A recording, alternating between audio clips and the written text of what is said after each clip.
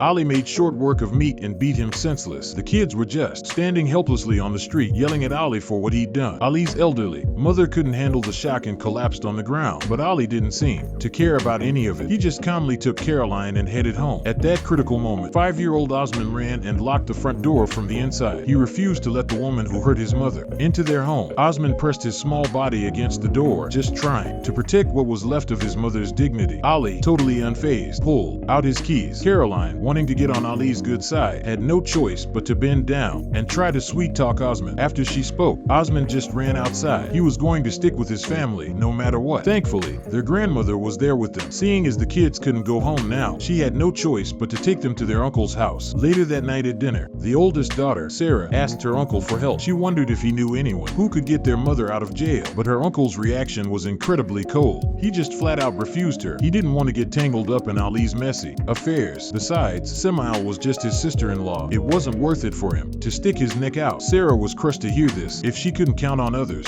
then she'd have to handle it herself. She went to a classmate she was good friends with, Ahmed, and told him everything that had happened to her mom. With Ahmed's help, she hired a private lawyer for her mother, and as a favor to Ahmed, the lawyer agreed not to charge Sarah a single penny. So, the lawyer went to the prison to see Semail, but was shocked to find her lying on a medical cot, covered in injuries. Having seen plenty in his career, the lawyer knew right away that her wounds were definitely not from an accident. After he gently reassured her, Semail finally told him everything that had happened the day before. She told him how they did it, how they did it, the way they hurt her, how they did it, the way they did it, how they did it, the way they hurt her, how they did it, and how they hurt her, the way they did it, how they hurt her, how they did it. So when Sarah found out her mom was being mistreated in prison, she was incredibly worried, but there was nothing she could really do to help. Her younger sister, Irene, couldn't stand seeing her so stressed, so she started trying to save their mother in her own way. To make her mother's life in prison a little more comfortable, she reached out to a powerful businessman who'd admired her for a long time, Soner. She told him the whole story. Soner immediately ordered his men to go to the prison and punish the bullies who were hurting Semail. Irene was so touched by this that she gave Sean a huge hug, but when her uncle saw Irene getting close to Sean, he couldn't tolerate seeing his niece act so improperly in his own home. He immediately started screaming at Irene, saying she was young and already learning bad habits, chasing after wealthy men. Matt couldn't stand by and let his uncle wrongfully accuse his sister, Irene. He slapped his uncle right across the face, and just like that, the 4 siblings were back out on the street. Their grandmother couldn't bear to see the children suffer, so she could only take them to stay with Semail's good friend, Hala, for a few nights. Luckily, Hala was a decent person and agreed to the grandmother's request right away. To get the children out of this difficult situation, their mother-in-law thought long and hard. In the end, she decided to tell the truth about how Ali had kicked them out of the house, but she didn't mention that Caroline had been taken back home by Ali. She was afraid Semail couldn't handle the shock. The mother-in-law hoped that Semail would reconsider signing the divorce papers with Ali. As for her scoundrel of a son, Ali, she had given up all hope in him. She had come to see Semail as her own daughter. Semail's heart was in turmoil. On one hand, she was worried about her children. On the other, she just couldn't swallow her pride. She wrestled with it for a long time, but finally, for the sake of her kids, she decided she was willing to divorce Ali. I don't love you anymore. What am I supposed to do? I just don't love you anymore. I'm in love with another woman. Please, just stop coming up the stairs. It's enough. Let's get a divorce. It's